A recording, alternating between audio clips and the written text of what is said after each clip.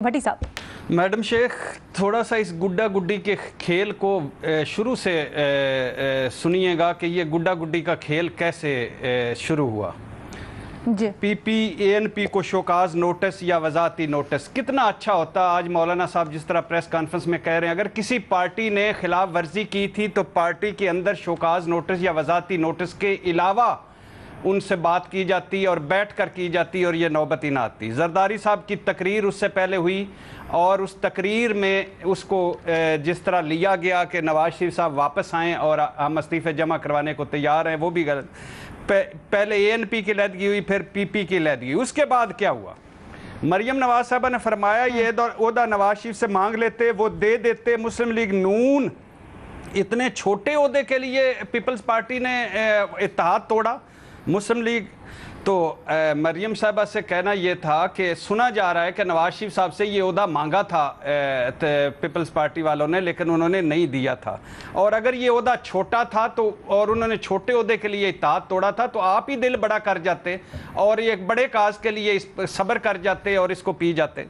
مسلم league نون کی نائب صدر میری پارٹی کی جواب میں میری پارٹی کا نائب صدر جواب دے گا۔ مسلم لیگ نون والے پانی پئیں اور لمبے لمبے سانس لیں، ہم سلیکٹڈ نہیں، لاہور کا ایک خاندان سلیکٹڈ ہے، یہ فرمایا پھر بلاول بھٹو صاحب نے۔ یہ گڈا گڈی کا کھیل، میرا خط پھاڑا گیا میری طرف سے، خدا حافظ، یہ فرمایا عباسی صاحب نے۔ گڈا گڈی کا کھیل، پی پی نے سیاسی خودکشی کر لی، جانے پر خوش ہیں، اب یکسوئی سے تحریک چلائیں گے، یہ فرمایا غفور حیدری نے۔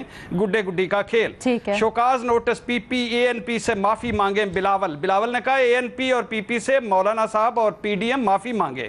پنجاب میں 3 سال سے مک مکا چل رہا ہے، مک مکا کے تحت سینٹ انتخابات ہوئے پنجاب میں، جی بی میں بھی نون لیگ کی اپوزیشن لیڈرشپ کا عہدہ چھیننے کی کوشش کی گئی۔ گڈا گڈی کا کھیل، اور پھر بلاول کی اتنی عمر نہیں جتنا ہمارا سیاسی تجربہ ہے، احسن اقبال۔ گڈی گڈی کا کھیل، بے نظیر کے قتل کے ملزمان کے وکیل کو سینیٹر بنایا اور پھر اپوزیشن لیڈر بنانے کا سوچا بھی کیسے بلاول۔ گڈا گڈی کا کھیل، اور بلاول صاحب کو یہ نہیں پتا کہ انہوں نے ان کے والد صاحب نے لاڑکانہ میں کاف لیگ کو قاتل لیگ کہا اور پھر اس کے ساتھ اتحاد کر لیا تھا۔ اچھا، یہ کوئی پولینڈ کی قرارداد نہیں جسے پھاڑ کر پھینک دیا گیا۔ احسن اقبال، گڈا گڈی کا کھیل، احسن اقبال اور شاہد خاقان عباسی کسی مخصوص ایجنڈے پر کام کر رہے ہیں، قمر زمان کہرا۔ گڈا گڈی کا کھیل، یہ چند بیانات ہیں، یہ لوگ ہیں میڈم شیخ، یہ سویلین بالادستی، جمہوریت، انقلاب اور ووٹ کو عزت دینے کے لیے نکلے تھے۔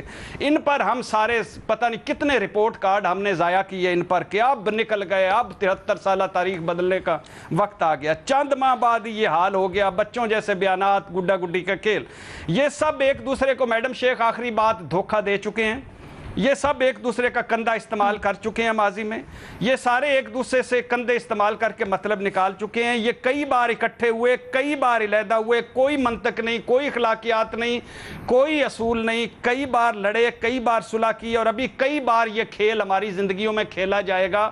گڈا گڈی کا کھیل، اور ابھی ان کے حوالے سے ویسے تو کوئی پیشین گوئی نہیں کی جا سکتی اور ان سے کچھ بھی بعید نہیں، یہ کچھ بھی کر سکتے ہیں، یہ مودی سے بھی اتحاد کر سکتے ہیں، راول گاندھی سے بھی کر سکتے ہیں، ٹرمپ سے بھی کر سکتے ہیں، جو بائیڈن سے بھی کر سکتے ہیں، جمہوریت کی خاطر اور ملک و قوم کی خاطر۔ لیکن ابھی مستقبل قریب میں جیسے مولانا صاحب نے بڑا خوبصورت فکرہ بولا ہے، نظر ثانی کریں اور پی ڈی ایم سے رجوع کریں۔